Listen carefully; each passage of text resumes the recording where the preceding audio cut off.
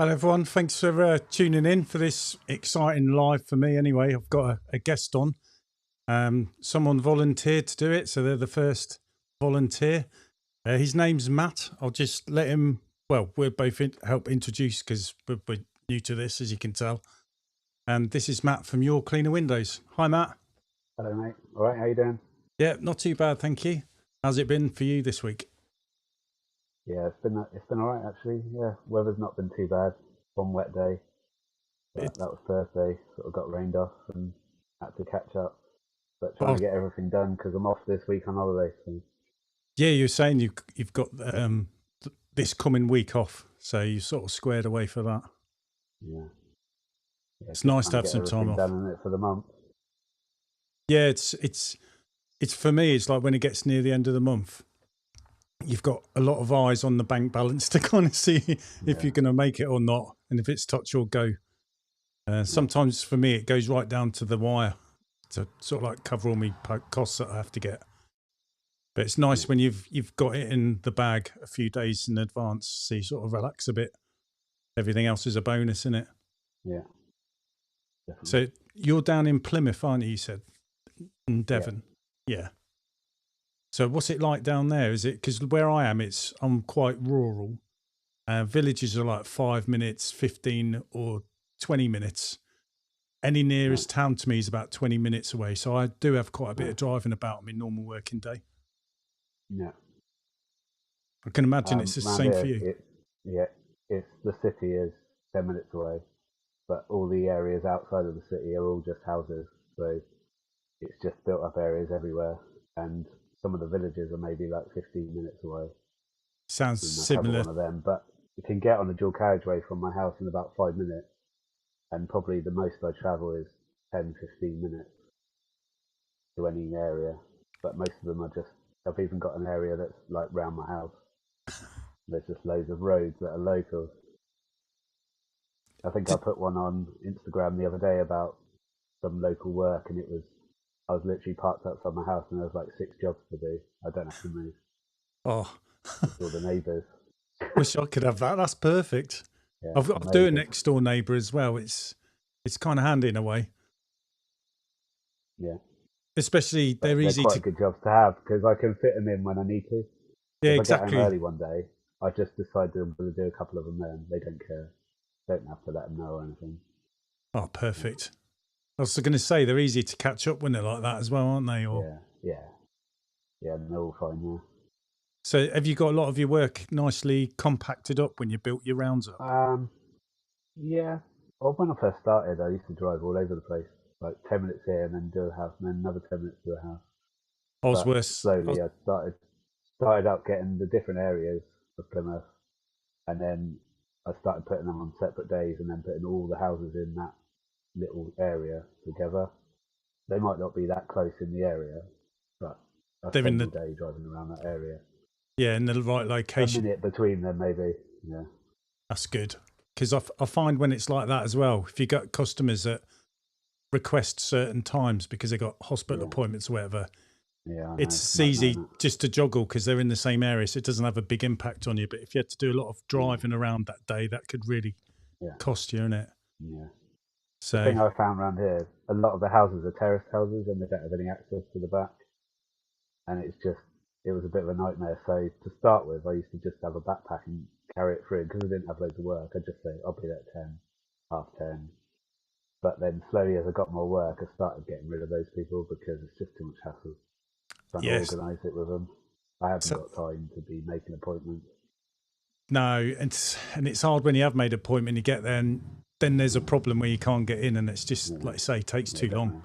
It's a shame because some of them, are nice and they started you off, but you've got to get wise, haven't you? Otherwise you don't hit your targets. Yeah. I've got one particular road that I've got, which will be my first day back. There's about 7 in a row. None of them have got access to the back, but I do all 7 in the terrace. But they're all retired people, so they're all home. But I just find that I go, knock on the door, go through, do the back, and then they sort of take you prisoner in their house and keep chatting, and you can't get out. And then you've got to go in the next one, and they do it again in the next house. And I can spend like 3 hours doing like 7 houses just the back, so they can't get out of their houses. And it tends to be a nightmare. And I was just saying today to my wife, I think I'm gonna have to stop going there because it costs me money, so much money. It's a shame. I mean, I had a lady I cleaned. She unfortunately passed away a couple of weeks ago, but she was 101. Betty was her name. And I've cleaned her for a while, but she's only got 4 windows to clean. So it'd take 5 minutes because I had my kids with me, but then it'd take 40 minutes to an hour talking to her. And the kids raising their eyebrows at me. But like I said to them, these people aren't around forever. So like now she's passed away, bless her. You look back and you're glad you did it, kind of thing. But sometimes my hips wouldn't work when I walked out of hers, let alone her hips weren't working. But we made sure she was done last of the day, so we'd try and be quick that day to make the time to speak to her, so I could leave and get. I noticed a comment saying my mic's a bit low. I don't know if you can turn it up your end. I've turned it up now. I can't really do anything. I've turned it up my end, but I think the green bit coming across the bar hasn't moved any further. Right, okay. Maybe I'll just speak up a little bit.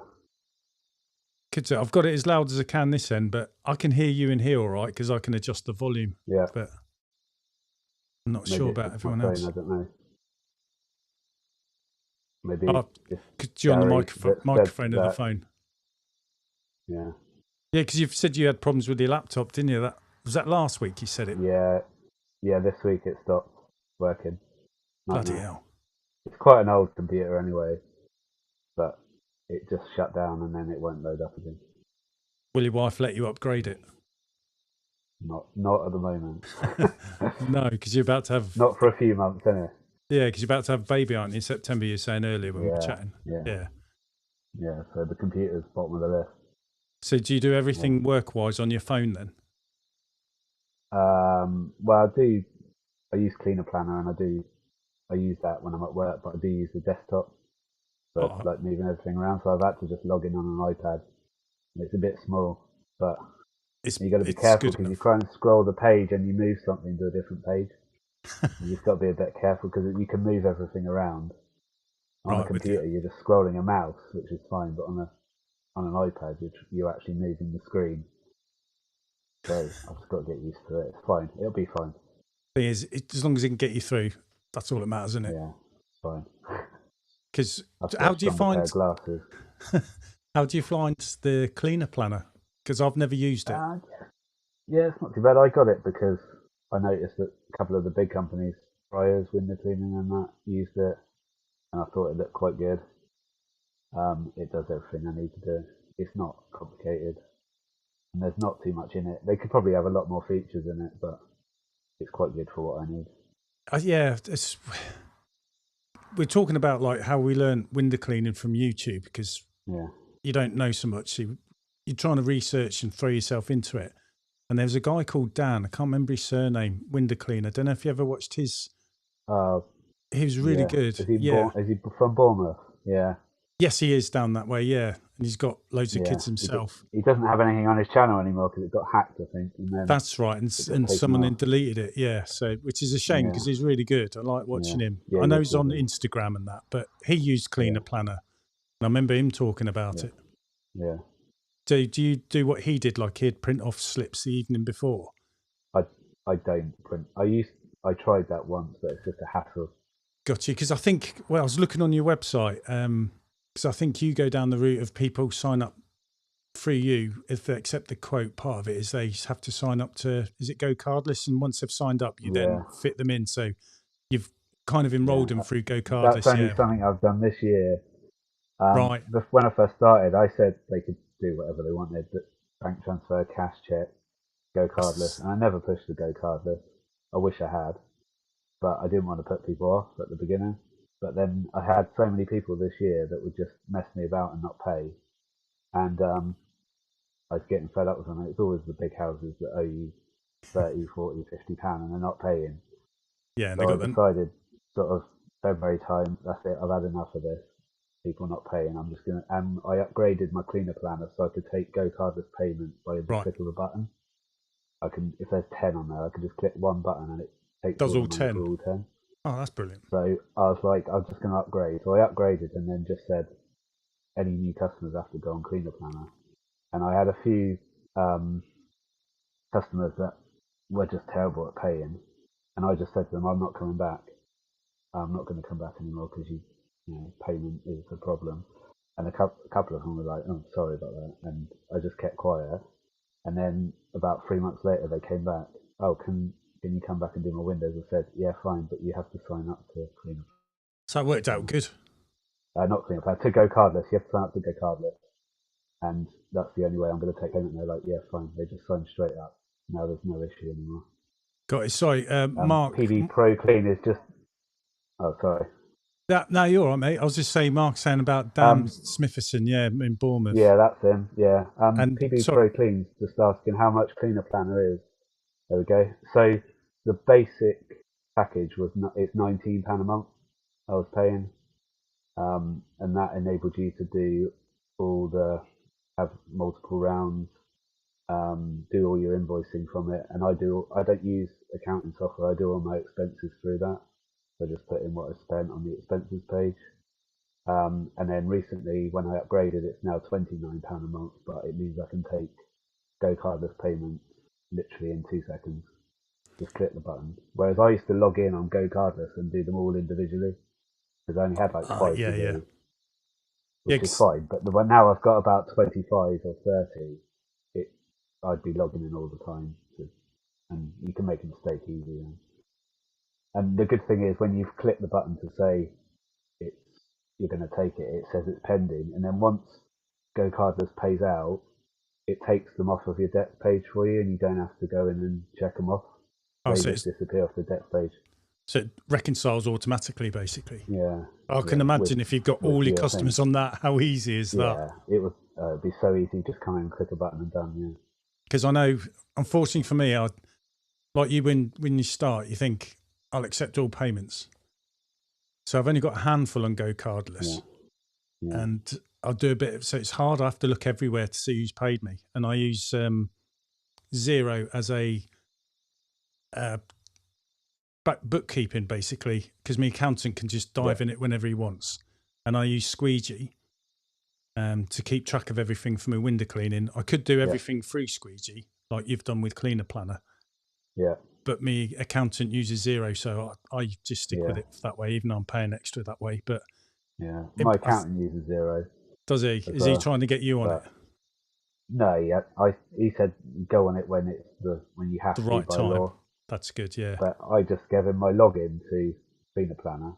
Said you can go on the reports page, and then he just logs in, clicks the reports page, and there's all my expenditure and all my income all listed there, and then he just goes through and does a whole report on it and submits to my account.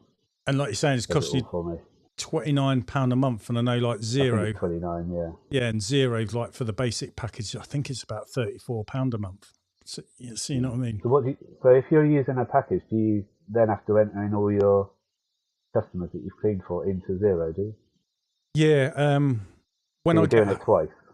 Basically, I'm just copying and pasting stuff from Squeegee, and I'm pasting it into Xero when I do the invoices and raise it in that way. And then I reconcile my payments through Squeegee, because it does similar to Cleaner Planner, where if someone pays, you can see who it is and automatically put it across. It kind of learns who's who. Yeah. And then I use that as a reference to do the same thing in Xero, which can learn when someone pays who it is, but you still have to double check it because you don't want to make a mistake. So yeah, it's doubling my work really. Do you do is it all digital emails, receipts and that, invoices? Yeah, you can do that with Xero, and like you can take pictures and upload them. I like going to BP garages to fill up from my van because I do that through their app. So you get a digital receipt, and I just then download it, and shift it across. Yeah. So when you clean for someone, do you leave a receipt with them? Oh, got you. Day, if they're not in? How it's set up with me with Squeegee, I've got it so probably same as you. You send a text message out the evening before, say you're coming round, and then what I've got mine, as soon as I press done for it's cleaned, it'll automatically send another text saying we've been. Yeah, because you can. Cleaner Planner doesn't do that. Right. You can load up what you want, but it adds the link as well to the invoice so they can open it up. And then you've got your payment methods like card, go cardless, or whatever on there. Yeah. You set it up. It is good. Okay. But Cleaner Plan is working well for you. And I know a lot of people like it because it's, I'm not trying to sound prudish or anything. It's kind of basic, but it works. Yeah. And definitely. you get other stuff. It can be complicated. And then when you get problems and you're trying to be busy, it just does your head in. Yeah. So what I do when I go and clean at someone's house, if they're not in, I leave a little receipt. And I used to print them from Cleaner Planner. And I also had some that I made up myself that I could just write on. I used to have 4 to an A4 sheet. And then I started doing 8 to an A4 sheet and made them double-sided. Right, with the bank details on one side and some tick boxes so I can say, I've cleaned your windows, your fascias, whatever. And it's got my phone number. And I used to print them off and cut them up at home. And then I'd forget to do them and I'd go out and I didn't have any receipts and I'd get really frustrated. And the other day, the printer was playing up. And my wife said, why don't you see if you can get some printed? So I went on somewhere and I found some online printing thing. And these, I think they're A7, so it's 8 to a sheet of A4. I got 10,000 for £60. Bloody hell, that's so good. Isn't it? I'm done now. So that's about 4 years worth. Or 10 years. So I can't change my bank details or anything for 4 years or something. But I just keep a stack in the van now and I just stick them through the letterbox and people just pay. Well, I did something similar when I first started. I just got a lot of leaflets through Vistaprint and business cards. Yeah. And I got too many leaflets. And then I knocked some up like you because I thought once I've been, I wanted to prove that I've been round. So I put a slip through the door. So they're just A5 size. And then like you had all different payment bits on the back and the front, my list of services, and like you tick what you've done. And I'd write the date in and put that through. But when I went onto Squeegee and then went up, I've just kind of moved across digital. I do have a few people that don't have phones or emails. I'm sure you're the same. Yeah. So then going back to them little like receipts, like you're saying, you need to have something for them. Everyone now. Even if they pay cash, I just give it to them and say, I wrote on it, paid cash. At least they know it's done. Yeah. And it's just a reminder, isn't it, for people? And I would say 99% of the people are pretty good and they'll pay on the day or maybe the next day. It's only the few that forget and they forget every month. And you're probably like me, you know, sometimes life gets in the way, doesn't it? So people do forget, but you got some people who are like serial forgetters. Yeah. Oh yeah. They deliberately wait until you remind them and then they pay. Yeah. You know the genuine ones that do forget. I don't mind the odd couple when you know you got enough in the bank, but it's always like you're saying about people owing you. It's when it's been a tough month, you're short. So you've got an expense, say, for your van to pay out to get it fixed. But the people who owe you money would have covered that. And then you've got to chase it back. Yeah, it's always like that. And like you're saying, you're better off getting rid of them. Yeah. I always say on my receipt, you've got 5 days. I just say you've got 5 days to pay. And I actually give them 7. When I set up Cleaner Planner, so when it gets to 7 days, they come up red. Once they come up red, I send them a text saying, you owe me the amount. And generally, they just pay that day. So I'm on it all the time. Every day I'm reminding, there's only 1 or 2. So I just had a comment from Gary. He's just saying you can invoice and reconcile all through Cleaner Planner as well. Oh, can you? Just in case someone else thinking of it. But I do invoicing for it, for like commercial work and that sort of thing, and do all the quotes for it. I create a quote on there and can send the quote off. But the thing that I've noticed, you can't do it off your phone, off the app. So it has to be done at home or computer or something. So I have to go home and do it, which is a little bit annoying. Whereas you do it as you're going, don't you? Yeah, that's the good thing with Squeegee. I can say someone walks up to you while you're cleaning. I've got the kids to do it as well, so it's not always me, but they tend to come to me. But sometimes I get the kids to go off, and then they'll speak to the customer. So we fill in how you add a new customer, basically, and then you can add a quote. And then basically, as we walk into the van, we just press send, and it sends it to them, even if they've said to us they'd accept. Because I tell them if they accept it, it's marked, and then my wife back home can look in the quote, Cynic's accepted, press a button, and it just converts it to a job. Yeah. A lot of the time I don't want to stop when I'm cleaning because I'm normally like flat out trying to get it all done. Someone comes up and says, can you give me a price for mine? And the first thing I say is, here's my website, my card. Go and have a look, and my prices are basically on the website.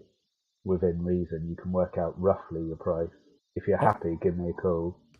You brought it up. You showed me earlier you had the website up, but yeah, I'll and then get it it up in stops a people sec. from just stopping me, and then I can when they come back later, I've had time to think about it.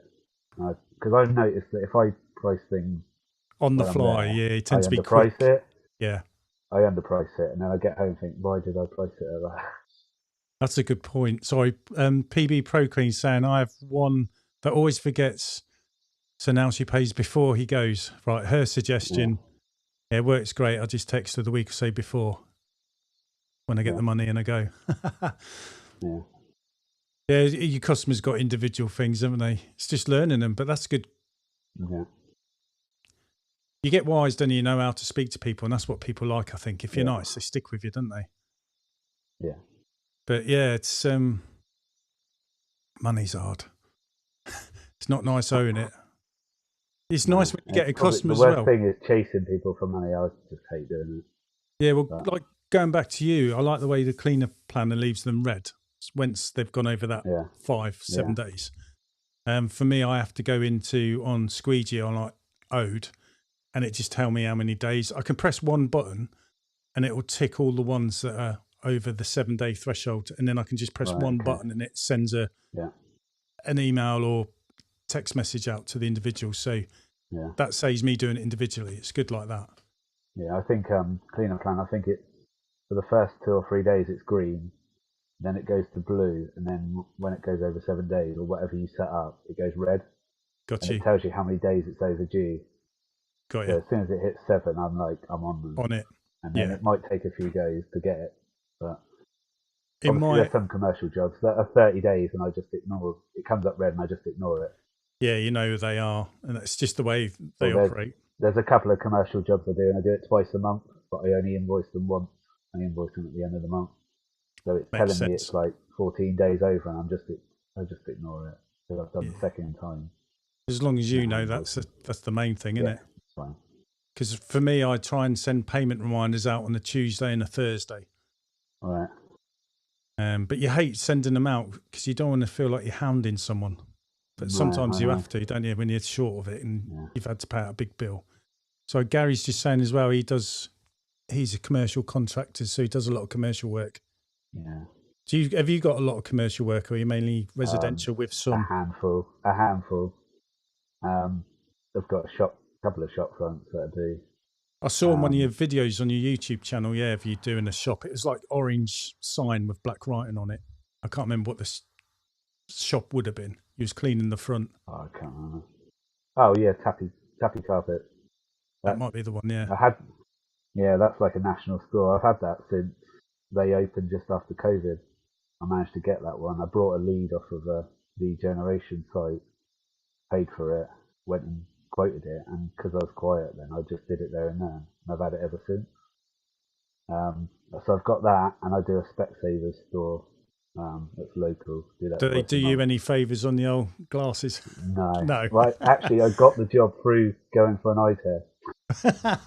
One of my customers works there, and she said, and I'd done a quote previously, and they hadn't accepted it.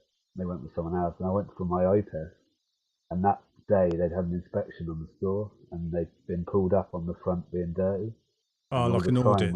Had cobwebs all over it and bird poo, and they were getting it cleaned every week, and they were paying to have the sign cleaned and the windows. And the guy says to me, I just came out of the eye test, and obviously my customer had said, this is the guy that cleans our windows. And I had my jumper on with my logo and that. And he says, oh, can I talk to you a minute? And I was like, oh, all right. Oh, what's going on here? When do you reckon that was last cleaned? And I was like, month. And he said, yeah, I'm paying for that. He said, can you do another quote? So I did another quote. And he said, I want it every week. And I said, I don't want to come here because I have to go across a toll bridge to get there because it's into Cornwall. Right. So it's like $150 to go across there. So I said, I'm in the town normally twice a month anyway. So I just do it twice a month if that's all right. And he said, yeah, that's fine. So I gave him a quote, he accepted it there, and then I've been doing it ever since. Yeah, especially like when you tell him as well with the water-fed pole, it's going to stay cleaner longer as well. So yeah, and the first time I did it, he said, I can't believe how clean it is. So I don't know what he said. The other one they'd never seen. He used to do it early morning, but I don't think he even did it. Yeah. So. And the other commercial jobs I've got are all people I clean, and they either own the business or they're a manager at that business, and they're like, "Oh, do you want to come and do our windows at work?" So that's what I've got now. Yeah. That's similar with me. I've got a couple of like your class them as commercial jobs, like you say, just shops and things, and or an industrial unit. Got a couple that just ask me direct, but most of them, same as you, like you previously cleaned the windows, and then you say, in fact, would you like to clean the unit? And you get them that way. And then, like you say, they've got relations at work in it, and then you get them out of that as well. So, sorry, Gary's just saying, I think about cleaner planner, mate. He's saying the colours, you can set them by the credit period as well. So you could probably change them from what you're saying. I don't know if anyone who's watching, actually, I've got a question for them, actually, and I don't know if they can help out. I had a call last week about cleaning some windows on a out-of-town shop. So I gave them a quote. It was just a one-off. I gave them a quote, and then they came back and said, actually, they want all the cladding cleaned on the front of the building. So you don't know how to price that before. I don't have a clue how to price it. There's a guy local that does that sort of thing, and I might get him in on it. But it's quite high. I would say I can probably do it with a water-fed pole, 35, 40-foot pole. What sort of cladding is it? How good it'll be. It's not white. It's metal cladding. Right, so it's not white UPVC like you get in the house. Metal. No, and it's not much above it, and then all the bottom's windows, and it's that and a canopy over the door and the trolley park. Right, with you. I don't really know how to price it. I'm going to go and look at it on the way back tomorrow. We've got to drive by it. So.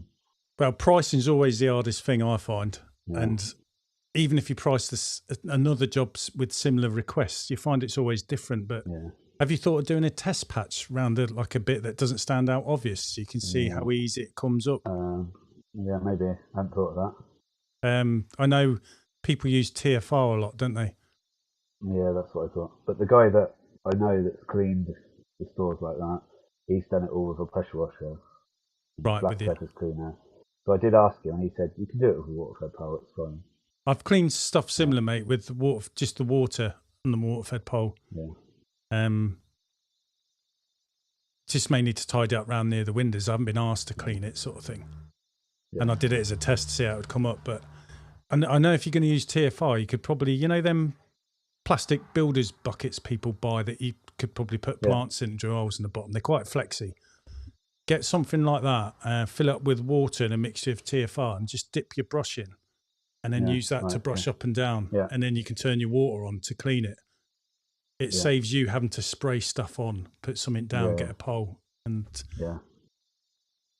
it could be worth just doing a test patch, I think. I mean, I've got something actually where I was quoted. There was a car sales garage. They asked me to clean the cladding round there. That was metal, and we got it to come up. We got all the dirt off. There's obviously marks on there that you ain't going to get off, but they were happy with that.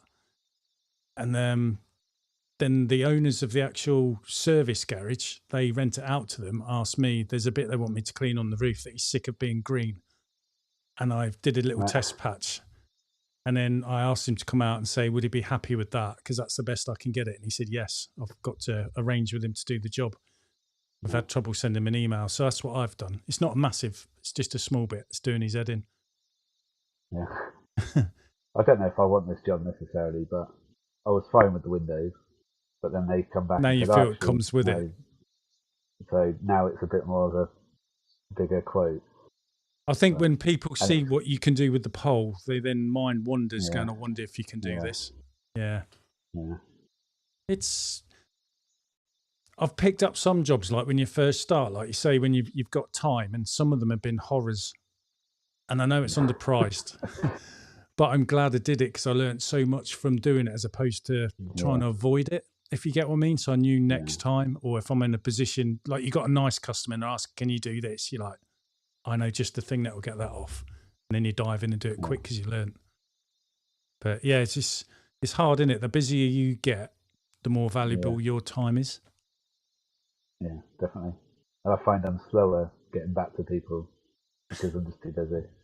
Yeah, I feel like I'm always chasing my tail and spinning plates. Yeah. all the time. Oh, Gary's just put someone up. He's saying, like, with your cladding, measure it by square meters. Yeah. And I think, is it plastic or does plastic? Does he know a price per square meter that they charge? What's the average? I don't know. I wouldn't know, mate. I say I just look on bits like you get on dormers and that, and I had like a £5 on for the whole plastic bit on the dormer. And I tend to not use chemicals. I tend to just spray a bit of water on this section I'm going to work, and the next one along, so it kind of soaks in. Then it makes cleaning a bit easier. Yeah, this cladding that people are having on their houses nowadays is quite a new thing, isn't it? Yeah. I don't like putting any chemicals on them because I don't really know if anything's going to damage how it's going to go. Yeah. And sometimes I think some of them saying it's like cement board, and I don't want to damage it. And then if you use chemicals, it's another process in your workflow, which is adding time sometimes. Yeah. So that's why I tend to use the water in my van, because I can always go home and fill up. Yeah. I saw on you, I think it was one of your YouTube videos. You said you started when COVID happened? Yeah. So was that a bit daunting? Because I bet you started to start up and then that happened, you know what I mean? Well, I actually started after COVID, so it was in the middle of it. Right, got you. I started. So previously, I left school, did engineering, did an apprenticeship in engineering. And I used to make all like little components on like lathes and milling machines, and for all sorts of things, satellites and trains and rockets and all sorts of stuff like that. And it was all like real tight tolerances and everything. And I used to do that, and it's indoors, and it just used to stress me out all the time. It's so hard. I was good at it, and I did it for about 20 years, and I worked my way up to manager of I was like section manager because someone had left, and then they promoted me, but they were still expecting me to do everything on the machines and manage the section. Oh, so he's doing that and managing, yeah. And then so it was just beginning of 2020, I got a bit fed up with them, and one of our competitors asked me if I wanted to go and work for them, just on the machine for the same money as I was getting being a manager. Bloody hell. So I sort of jumped. So I had to give 3 months notice. So January, I handed my notice in and said I'm off in 3 months. The day I started, new job, lockdown. Ah, bummer. So I turn up at this new job, new factory, everyone's furloughed. I'm the only one there. I was just wandering about. And I bet you did get furloughed. Right, yeah. No, I couldn't get furloughed because I'd only just started. The previous company, I could have furloughed me, but they were a bit fed up with me because I just left. So I was just like, I don't know what to do. So I was just wandering around, not really enjoying it that much. And they bought a new factory opposite, so they were doing it up. So I just got moved over there, and I was a bit of painting, decorating, helping out the electricians, helping out the plumber, doing all sorts of stuff. Got really bored of it. But then when we were all at home in COVID, I was like, right, the windows are looking dirty. I'm going to have to clean the windows at home. So I just leaned out with a cloth and wiped them. Like, oh, that's a bit of a difference. They haven't been cleaned for years. Then I said to my wife, oh, I wonder how you clean windows properly, actually. So I just went on YouTube, how to clean a window. Found a few videos of people traditional window cleaning. Thought, oh, I'll give it a go. So I went and got a little squeegee and a washer thing from Screwfix, about £7. Had a little go at it. And just had a go at it, and I was alright at it. And I could clean our windows at home. And then I started, in the evening, I'd getting bored, I'd just go on YouTube, start watching window cleaning videos and that sort of thing. Right, my wife's just gone. Came across a Macintosh. Come across his channel, started like watching it. Watched him first, like how to clean a window with a squeegee. I wasn't that good, but just watched it. But then I started watching him, and then I was like, oh, water-fed pole, and then I was watching him clean up gutters and all sorts of stuff, and started watching these videos was great. Used to watch him at night before I went to bed, and then I suddenly thought, I wonder if I could make a little bit of money just cleaning some windows, because my job's not looking that great. I'm probably going to get made redundant in a minute. I wonder if I could just make a bit of money so I've got something behind me. And so I decided I'd have a go at window cleaning. So I got my Facebook page up and running and website and everything. Didn't tell anyone I was doing it. And then all of a sudden I just launched it one day. It was like, right, window cleaning, inviting everyone to like it. Someone that I know had just sold a business, and he messaged me and says, "Oh, what's this Facebook page?" And I said, "Oh, it's a business I just started. Oh, do you want to come and clean my windows at my house?" I hate doing them myself. I went round and had a look at his windows. He said, "How are you going to do it?" I was like, "Traditional, but once I've built up enough money, I'm going to buy a water pole system, just a portable one, backpack and that, and then I'm going to do it that way." And he said, how much is this system you want to buy? And I said, "Oh, it's about £500 for a starter system." He said, "What about if I lend you the £500 and then you clean my windows for free till it's paid off?" Bloody hell. I was like, "Oh, I don't know about this. Don't like borrowing money." Came home and thought about it, and then went back to him and said, "Yeah, I'll take you up on your offer." So he lent me the £500. I bought a backpack, a 30-foot pole, hybrid pole, which was awful, and one of those Unger-like hydro thing, which is like a DI resin. Yeah. Because round here we've got really soft water, so you just get away with DI resin. With you. Don't have to have a full RO. So I had that, and two barrels, two 25-litre barrels is all I had at the beginning. I used to put them in the back of my car. I went around cleaning people's windows like that, and I'd run out of water, come back, refill them, go back out again.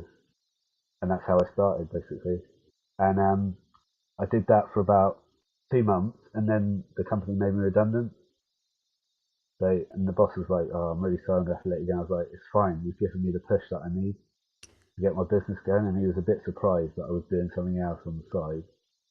And then the company that I'd left back in March, they heard I got made redundant, said, "Do you want to come back temporary just till Christmas?" So I went back and had a job till Christmas.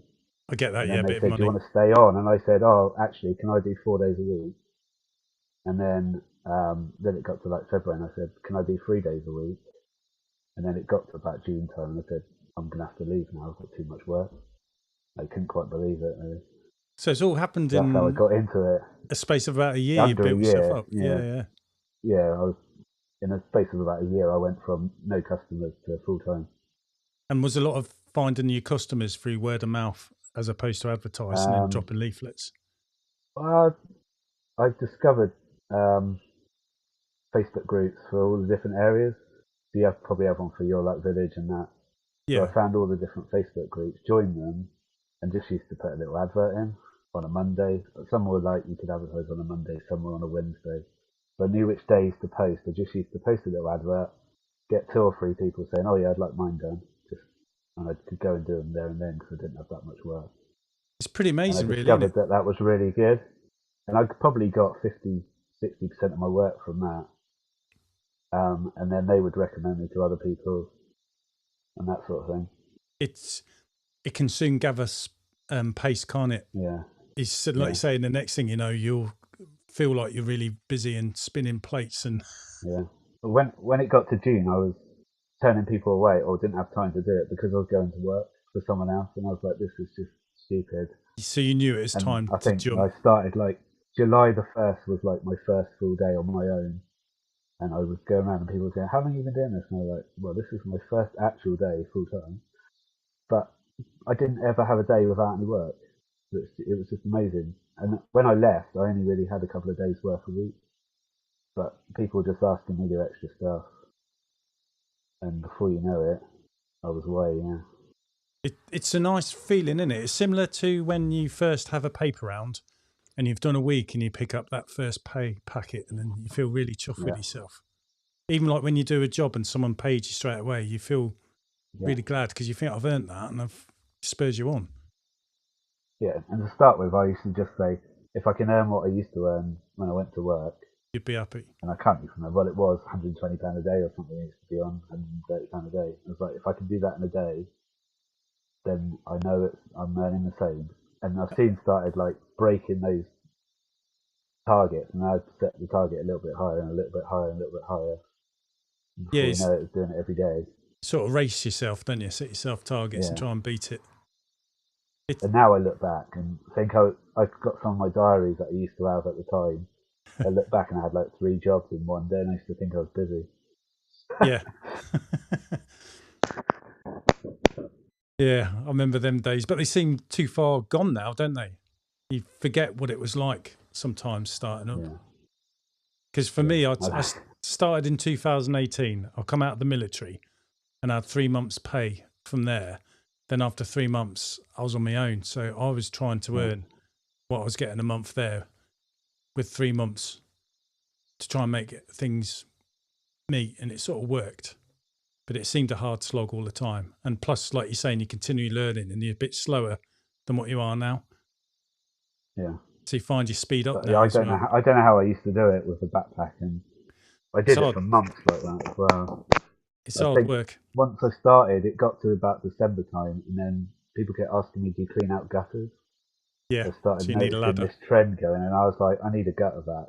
I didn't want to go up a ladder. I don't really have any interest in climbing a ladder if I don't have to. And I was like, right, I need to get a gutter vac. So you got I had about 10 people. Yeah, I had about 10, 12 people had asked me. So I said, if I get one, I'll come and do it. So I then borrowed the money again. My mother-in-law just lent me the money. And I just put those 12 jobs in, did them, gave her the money back. Oh, that's brilliant. Basically, I just needed the money to buy it. And I think the Christmas I started doing the gutters. I've got a little pamphlet. If you go back on my Instagram, if people want to find me on Instagram, you can scroll right back to the beginning and you can see my stuff in the back of my estate car. Yes, what a way to go. But I soon realised I needed a van. I bought a bit of a heap of a van. It lasted about 4 or 5 months and it gave up. Then I actually bought a decent van. But even for the next year, I still didn't have a system in the van. I just used to put the backpack in there, and I had about 20 litre drums I used to put in there and strap them in. I just did it like that, carrying them around every day. It was an absolute killer. I'm filling them up. It was about a couple of years ago I got a van system. What a difference, yeah. And bet you was kicking yourself thinking, I wish I'd done this earlier. Yeah, and I went for like electric hose reel and everything straight away. Yeah, so suddenly I was like, well, this is easier. Well, I pulled me back 3 times in 1 year, and each time it took me 2 weeks to get back, and that was just from lifting. Like my ladder was 20 kilograms, and barrels of water 25 kilograms, and then I was lifting a reel in and out of the van as well, and I was doing like 20 cleans a day then because my son was working with me. And I just thought the only thing that's going to stop that is if I get an electric reel and a gutter vac. So I got a loan, got them, and game changer. Plus I felt like I'd gone up a level as well, because you see people on YouTube using them, and then when you get your hands on them yourself, you're kind of chuffed. But it's harder than you think though. You watch a video and it looks so easy. It's not as easy as you think. Because I used to always use my ladder, and then when I got that gutter vac, because I got a Skyvac Industrial 85, so it's quite big. And you just think you spent all that money for something that still seems to be taking you a lot of time, because you've got to learn. Yeah, I know. You know, you still learn tiles cover the gutters and make it hard, and you get different nozzles. But you know, if you persevere with it, you get there. And now I wouldn't change it. I absolutely love it. But I know something like the Panther you've got is ideal because you could keep that permanently in your van. Yeah, the one I've got is actually only 1400 watts. But the one they sell now is 1700. But when they first brought it out, it's 1400. And I've still got that. It's probably enough, to be honest. 4 years I've been using that, and it's fine. But I am thinking about upgrading to more industrial one, just for those bigger jobs. But still keep the little one just in case. Yeah, I mean, if I had the money, I'd get a little one, just so you got it handy in the van. Yeah. And I think if I had a little one, you'd dream of a bigger one. Yeah, I would. Yeah. It's because a lot of things I get is asked there and then. You know, like some of your customers come back and have you got time to do me gutters? You're like, no, I have to book it in. But if you had that, you'd be like, yep. Because I work with my kids, they could clean the windows and I could just whip for the gutters or the other way around. It's really. But I do quite a bit of work for a property management company.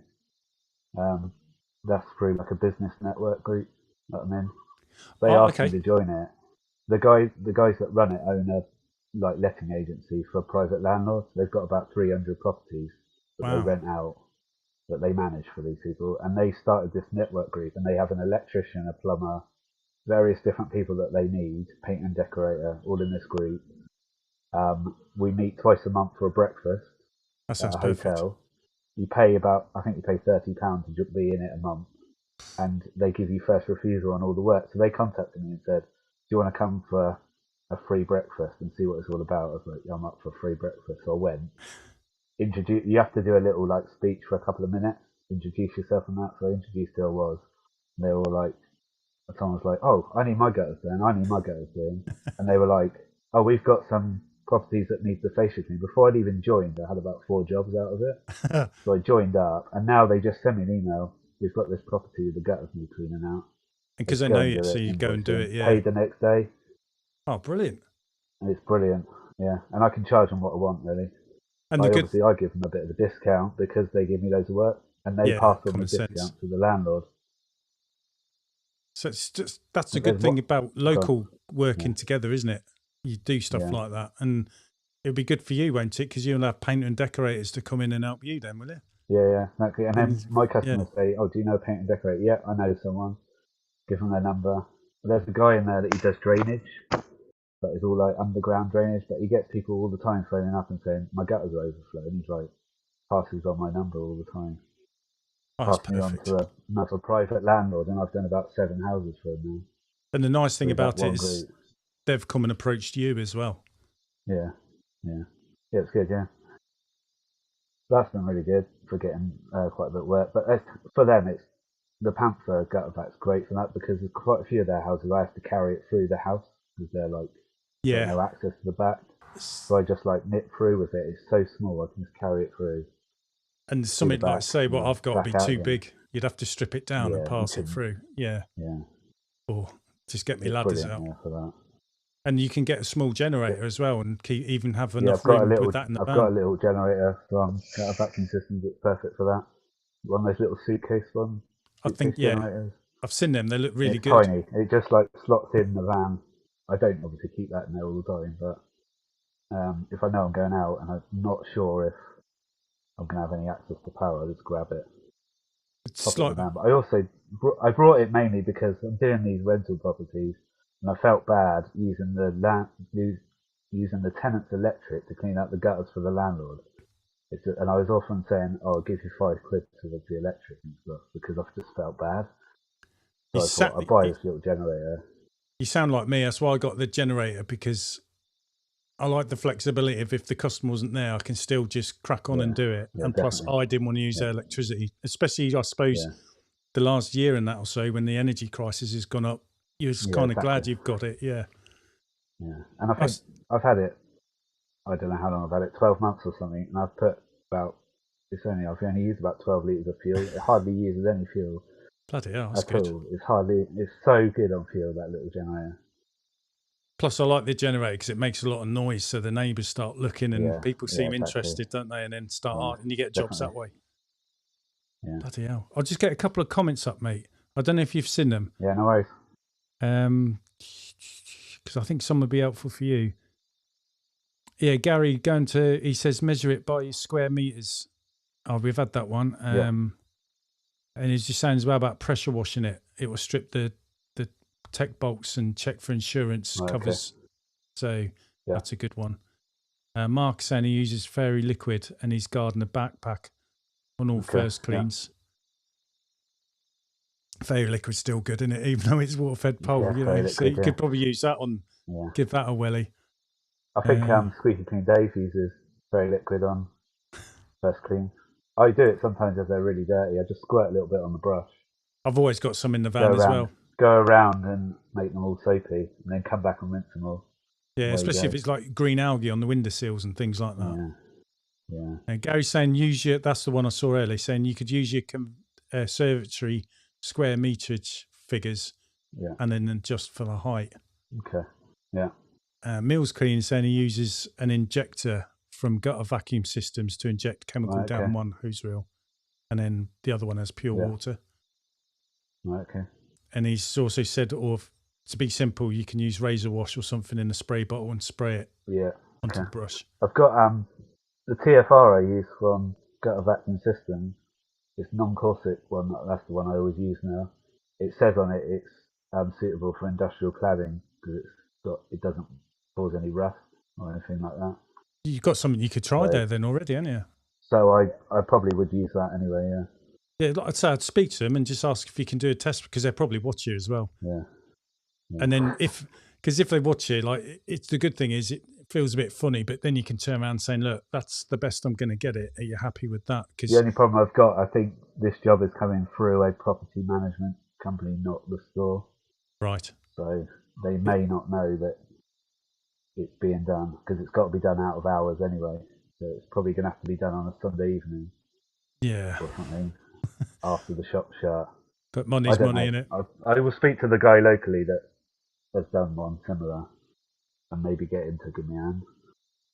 Yeah, and if it's the first time you've done it, it'd probably be good to have a bit of help like that because you're going to be able to ask questions and have a chat. So we can just team up together and get it done. Yeah. And I don't know if you saw this one, Gary, saying about your story of getting up into window cleaning. Yeah. And then the last one so far saying he's knackered his elbows lifting the 25 litres in and out of a car. Yeah. And saying about getting the van's the best thing. Killer, isn't it? It's not just that. My wife used to laugh at me because I used to fill up the 20 litre barrels around the back of my house with the younger hydro thing that I had. It used to take 15 minutes to fill a barrel. It's so slow. I soon realised you could buy a resin bottle and a bag of resin and just do it that way, and it was so much quicker. But I used to carry 2 20-litre drums, one in each hand, and just walk them to my van and put them in, back for the next 2, in and out around the back of my house like that. And my kids couldn't even move one barrel. They'd say, "I'll give you a hand," and they'd be like trying to drag it across the patio, and I'd have done 10 in the time they moved one. Yeah, it's hard. Yeah, I mean, I couldn't go back to that. Have you had any setbacks? Like in my first year, I had my engine go on my van. It needed re-skimming out basically, so I didn't have that for a month. And luckily, because I wasn't covered with tons of customers, I worked from the car with barrels and a gardener's backpack, and that's where I found, like everyone's saying here, was hard. And then a couple of years ago, I think it is, or could be a year and a half, something like that, my actual engine packed up and I had to get a reconditioned one put in. So that month was hard for me because I had to make a decision in 5 minutes. I've got a mate who owns a garage, so I spoke to him. He told me the price. And I looked at my wife and said, that's going to clean out everything, including what I've saved. And I said, and so I'm gambling getting through this month with enough money to pay the mortgage, because what I would normally have sat there is going on the van. And I said to her as well, I've got to work out how I'm going to do it without a van. So I factored in hiring a van for a month. So that's what I did. And luckily we made it. But I also ran round because it's amazing when you get pushed to it, what lengths you'd normally be shy of doing. I went to the car washing places, asked for 25-litre barrels, and they're selling me with them for £1. I just had to wash out all the old soap that was in there. So I brought enough to have 500 litres of water in a van, and we just used the barrels that way with 2 gardener backpacks to get us through that month. And to people who do it all the time, it is hard work. Your whole day's longer. I always keep a couple of barrels in the van all the time. I've got some spare because me daughter uses out the gutter vac and things like that. Yeah, come in handy. And it's quicker to tip it into a backpack than it is to try and fill it. I don't have a quick fill thing, so I just use a barrel to put it in. Yeah, in there, and it's much quicker than trying to get it out your hose. I've got a quick fill in the back of my van, but like you say, it's slow. Yeah. It's definitely easier to take it out of a 25-litre barrel. But me and my son work off the tank in the van, and then my daughter, she uses I've got a 45-litre trolley system from X-Line. Yeah. She uses that, and we have 8 barrels of water in the van. And that kind of works for us. But setbacks. I haven't had loads of setbacks. Probably that first van, it gave up, and I had to quickly get another one. But I did drive it while it was still worn out. The only thing I've had real problems is the electric hose. I've got the Power Up 3D. Yeah, I've seen that on your videos. Yeah. The whole system's from Window Clean Warehouse, and I had, what did I have first? The relay went on it, so it wasn't working. So I contacted them, and they sent me a load of spare parts. It kept blowing fuses. And then, not last week, but the week before, the belt snapped on me. It was like, just before I was going to that business network group, I went and did a commercial job. I just finished reeling it in. It was making a bit of a funny noise, and then all of a sudden it just snapped. And I had 3 days without it. I had to just reel it in by hand, but without a handle. I was going to say, just with hands. But in the end, I had like about 50 metres out, and I just used to throw it in the back of the van and just sort it out in the next job, because I just couldn't be bothered to reel it all in. And That's then I hard. spent 2 hours trying to fit a belt, followed their video, and it said put the nut back on the thing. You can't get your hand in there. Yeah. It's an absolute nightmare. I Did did you it ever think a you could week make a ago. YouTube Pouring with video? rain. Yeah, from Winter Clean Warehouse, I think it was. But they make it look so easy, and they had it on a bench. And they were turning it upside down and left and right, and I'm going, it's In the bolted in. van? Yeah. I had to unbolt it and turn it upside down to take the feet off. It's so I don't know why they don't make it so you just take the side off. Absolute nightmare. That's probably the worst thing I've had. And I You've had a done it though. pole break the other day, but a section was all split. That just happens through wear and tear as well, doesn't it? Yeah, it does. It's happened on my son, and so I had to get a new one. So I've just got someone asking you, John Winton is asking you, what is the PPM in Plymouth? Because you mentioned that it's low. Here we go. You're all gonna absolutely love this. I checked it earlier. 43 from the tap. Wow. 43. That's mega. Yeah. So it's normally about 40 something, maybe a bit lower in the winter, and in the summer it goes up. I've had it about 100 before in the summer, but I think it's when it's really hot and the reservoirs are quite low. You're getting all the rubbish from the bottom. Gotcha. Because it's been so wet this year, it hasn't gone down. It's been about 43 all year. So the way I work, I've got a DI resin bottle in the van. Well, I actually got two because I've got a two-man system, but I've only got one hose reel. And I have a resin bottle which I connect to my hose pipe when I'm filling. So I fill it through a resin and in the van, and anywhere up to about 20 parts per million I fill in the van. Once it starts being about 20 in the van, I change the resin out of the van for a fresh, and then I just start again. And it means I don't have to change the resin in the van so much because it's in a really awkward position to get to. And it's awkward to unplug it all and everything and drag it all out. So I change that one when it needs it. I'll probably end up changing it once or twice a year. The other one I change when it needs it. But 43, I can probably go just on one. I think it's a 11 litre bottle. 11, yeah. I can probably go for a month on that, filling it from the tap. That's not bad, is it? So a bag of resin lasts me sort of 2-3 months. 2 months maybe. Because where I am, the water's crazy, isn't it? Lowest is 260 parts per million. Yeah, that's just mad. But I know other people can be in far higher. Yeah. And as you probably know, I've got an RO system and DI, and I put that into my tank that way. My membrane should last between 3 and 5 years, but I'm finding I'm having to change it every 2 to 3 years. I think that's because of the chemicals in the water, as opposed to how high the ppm is, because it's not that high to make it do that. So I've gone and brought a water softener. So I've now got 5 stages in my system. So it goes through a water softener first before it all goes into the membrane, and that's made a bit of a difference. But I'm lucky. If it's a new membrane, I'll probably get 6 months out of my 11 litre DI vessel. And then after that, the time starts to go down as it starts to get old, if you get what I mean. And obviously you've got the wastewater as well. Yes, and where I am... Whereas I've got no waste. I've got no waste at all. Everything that goes through goes in the tank. See, that'd make my wife happy, because where we are, we're not on the sewage system. Right. And if I'm making 1,000 litres, 1,000 litres going down in the soakaway. So I've got it going in another IBC tank in my garden.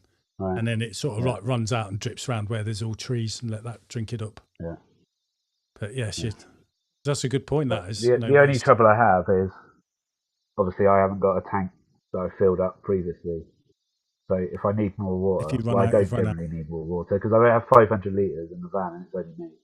So I don't think I've ever run out. I was close on Friday. For the first time. That's when you go back to your trad kit. On Thursday, I was rained off in the afternoon, so I came home and I filled the tank up every evening. It takes about 20 minutes. I normally use about half of it, maybe 3/4. I filled it up on Thursday. It was raining. I couldn't be bothered to stay out there and fill it for too long, so I filled it 3/4 full. Thought that'll be enough for tomorrow.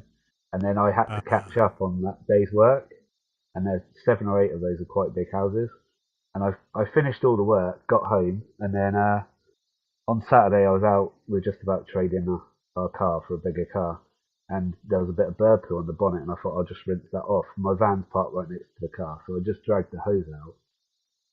It got a bit of water on it, hit the power button on on the controller, it just dribbled out and then it stopped. And I was like, oh, that's weird. What's going on here? I had a look in the tank, it was empty. So I must have just run out in the last window. Without knowing. Without knowing, yeah. That's playing it cool. Got about half an inch in the bottom of the tank. So I've got to fill that up again now, but I couldn't believe it. Well, I've just got another message here. I think he's saying about being careful with TFR on nano-coated or tinted glass in commercials because it can react in the sun if you let it get dry, which I'm sure you're aware of that. And someone else is just saying again about chemicals. If it's a hot, because we've got a heat wave coming, haven't we? So I suppose something to bear in mind. Someone's just saying the same thing this time of year. Oh, you're all right. Like that. That's all right. No worries. I've got it on a desk and I slipped. I knocked the desk over. John's just saying better off. My drink. It's all right. John's saying better off cleaning small areas or starting really early when possible. I'm talking about windows. Yeah. Well, yeah. Oh, if that job comes off, it's going to be an evening job anyway, I think. And someone's just saying about Kevin and Devon are generally very soft areas. So, yeah, like you're saying, you don't need an RO system. You know what I was saying? I'm 260 and you said like you're 43. You laugh at this one. Try 450. Oh, my word. Where's that, Gary?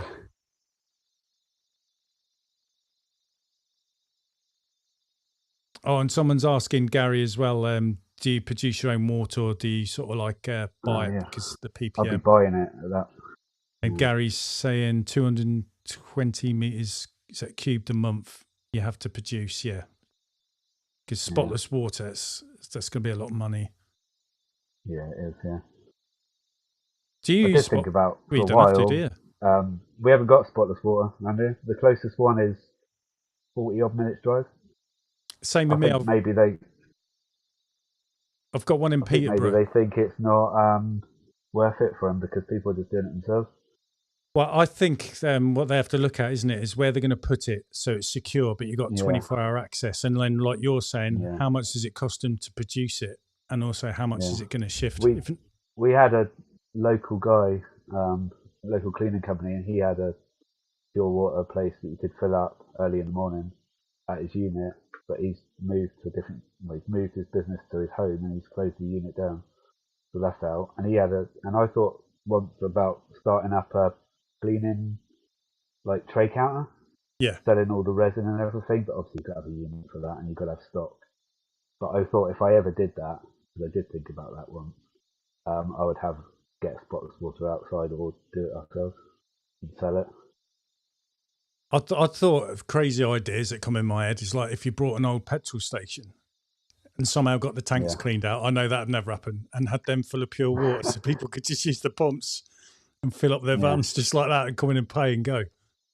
But I mean, I don't mind. I like doing it at home, and I use a submersible pump. It's like 250 litres a minute, so I'm sure it doesn't come out that fast because it takes about 5 minutes to 10 minutes to fill up me 500 litre tank. Right.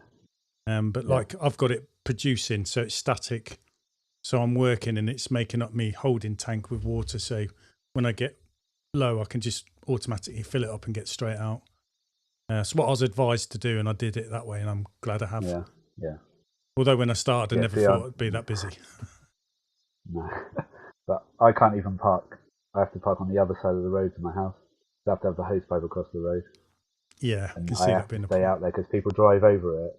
And I had it once; it came out the tank. Slips out the tank, and it was all going in the back of the van. And I went out, and it'd been in there for a couple of minutes. Had a wash. So I just stay out there now. I put one of your YouTube videos on and stand there for 10 minutes and just watch it. I'll find something to watch on YouTube. Just stand there. And sometimes I phone people if I need to message people or do a bit of admin, like that. Just do that while I'm stood there. Yeah. So what sort of supplies do you use? Do you always use like window cleaning warehouse then? Or do you do other people? I used to buy everything from Window Cleaning Warehouse and I had my van system fitted from them. But since having my van system fitted, I don't really want to badmouth them, but they sort of bodged that into my van. They didn't do a very good job of fitting it. The battery went flat on it. about a week after I had it, the battery went flat. And they said, oh, you're doing something wrong. And when I traced it back, they hadn't connected up the fuse to the split charge relay. Okay, because you said you had problems with the relay before. Strip fuse, and there was like one end not connected. So I connected it up and it worked fine.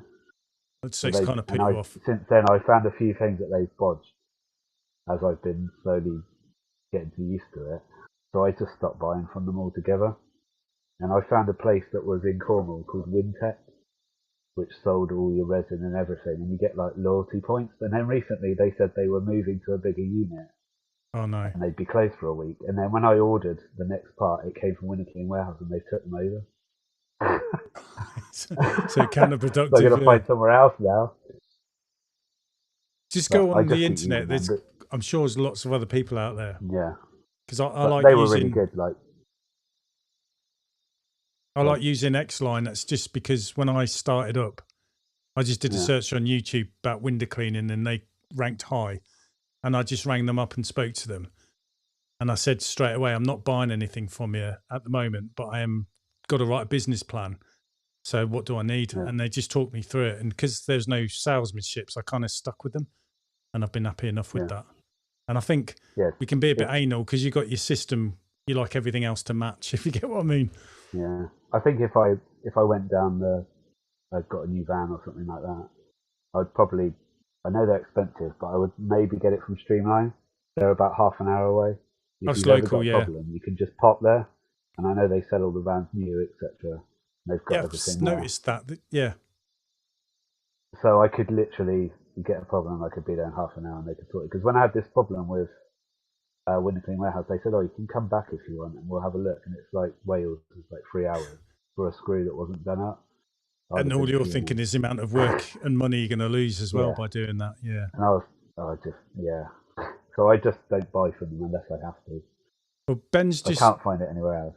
Ben's just asked a question for us both to answer, like how many regular customers do we both have? Can you just give me 2 seconds? I've got to turn the light on in the room. Yeah, sure, mate. It's got dark. So I back in a sec. Yeah, take your time, mate. Ben, I'll have to have a look on Squeegee, actually. Just bear with me, mate.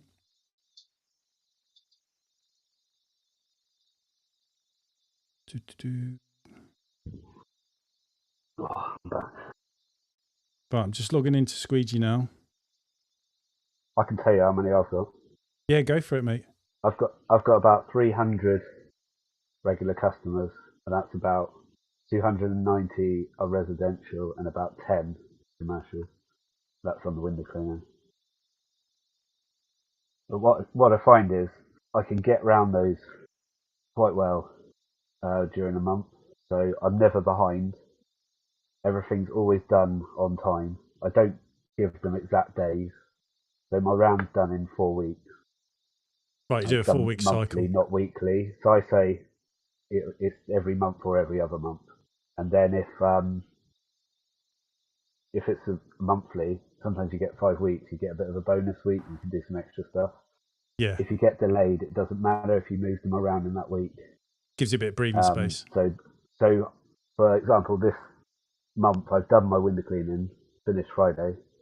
This next week is actually in 2 different months, so I'm having a week off. And then I know that in August I can still do my 4 weeks and I'm done. I can get it all done. So I'm not losing anything. So and you're not under all my any pressure. customers are done on time every month without fail. And if I don't get there on the day I say, I let them know when I'm coming back. Because I saw something yesterday, someone said it was on a podcast, I think. I don't know if anyone watches the Uncleanables podcast, which is Ryan. I started watching a couple of them, Yeah, they're quite funny. I listened to them in the van. But one yesterday, he said, someone said they had 600 customers, but they're 2 months behind. But you haven't got 600 customers regularly because you're always saying regular. Yeah. They're not regular, like you're saying.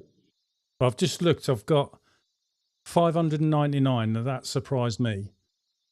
And then I've also got a handful where I get regular annual jobs, if that makes sense. Yeah. Because like the gutters, but it's not just me. Yeah. It's me, my son and daughter are always out on the windows with me. Yeah. And we have one busy Saturday we do every month because there's a job on there where install conservatories and windows. And then round the back, what they call a showroom, we've got 7 conservatories to clean. So we clean in and out the windows, inside and outside the roofs, as well as their shop. And on that day, my wife comes out with me 2 younger kids. So it's the whole family, basically. They've come out in the car. So it's a lot, but with their help, my family support, we get it done.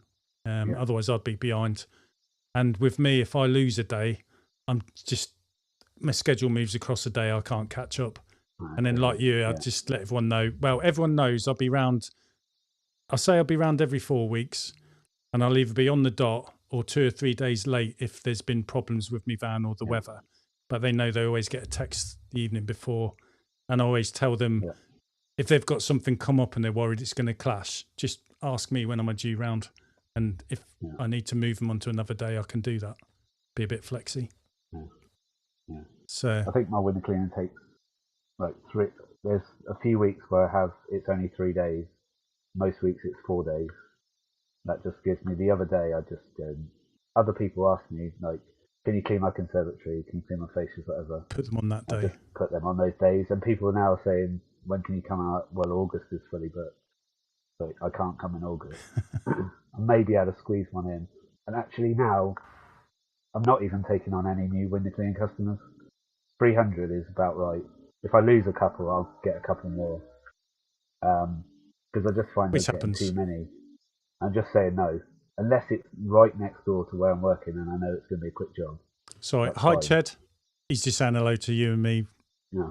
All right. He's always on the channel. I don't know if you've noticed when you've commented as well. Yeah, I have, So, I don't want to take on any more window cleaning customers, and I'm just trying to now go through and looking at all the ones that are underpriced, all the ones that mess me around, all the ones that you turn up and think, oh, I don't want to do this one. They're going to start getting on a list, and I'm going to start getting rid of them. Yeah, do like a traffic light system, stuff. Red, amber, green, and red are the ones that are on your list. Yeah. There's some you just turn up and think, no, I don't want to do this today. Because like you're saying, you're getting to the point now where you're getting people asking you, but you're having to turn them away. And then on the other hand, you've got people you're cleaning who aren't paying on time. So you kind of think, why not give someone else a chance? Yeah. Which, jobs that are far away, the furthest away jobs, I'm starting to look at them and thinking, should I sell that whole area off and bring it closer to home? But I don't want to at the moment. But I am. It's in my mind. It sounds I know what's going to happen. I like the one-off jobs, the gutters, not necessarily one-off for that customer, but they want me to do extra stuff. It kind of breaks. I know what happens when you get to October and you're flat out doing gutters, and you can make good money on them. Yeah, if you're saying no to them, and they're going somewhere else because you can't fit them in. That's the thing, isn't it? Especially when it's already a customer you got. Yeah, it's I think it was January time I joined Checker Trade. Oh yeah, I know. It was through Ryan that does the Cleaning's podcast. He always goes on about it, and he did a whole episode of the podcast about it. And I thought I'd give it a go. I think it's about £80 a month or something, which is at the beginning I was like, £80 a month. I don't want to spend that. But I'll just give it a go. Signed up for a year because that's the minimum you have to do, and I've probably made a couple of thousand out of it so far this year. And it's all just gutters, either cleaning or clearing them. People just put a lead on there. But what I noticed was, around this area, no one else was on it. So as soon as someone puts a job on there, you're the only one who gets it for the price, and it's mine. But it's tailed off a bit at the moment. There's not so much work on there. But I know when it gets to sort of autumn time, it'll be when it rains constant on there, and I'll just be able to pick them and have them whenever I want. And those jobs that I'm doing, those one-off jobs, they're not for my regular customers. I'm making a note of them. And then when it comes to next year, sort of a month before, I say, oh, it was a year ago nearly that you had it done. Good idea. Do you want me to book it in again? And try and get some repeat work out of it. It's how we do it. Is we'll get an influx all of a sudden when people say want the gutters or fascia sops and gutters done. But because of the window cleaning and I've got 3 people working off my van, I haven't got any room to put all my gutter vac stuff. Yeah. So what my wife does is, it's hard. We let it try and build up till we get a day's worth. And then we make the schedule as if we had a day where we've rained off, move across. And then we make that a gutter day. So all my gutter vacuum stuff's in the van, and it's like that for the whole day, and then we bounce through them, and then go back to the window cleaning. Yeah. But it's a bit of a juggle because you don't want someone waiting too long, like you're saying, for the job. But at the same time, you're praying that you just get a day's worth of gutter jobs to make it all work. Yeah. But I sort of just fit them in when I'm in that area, if I can. It's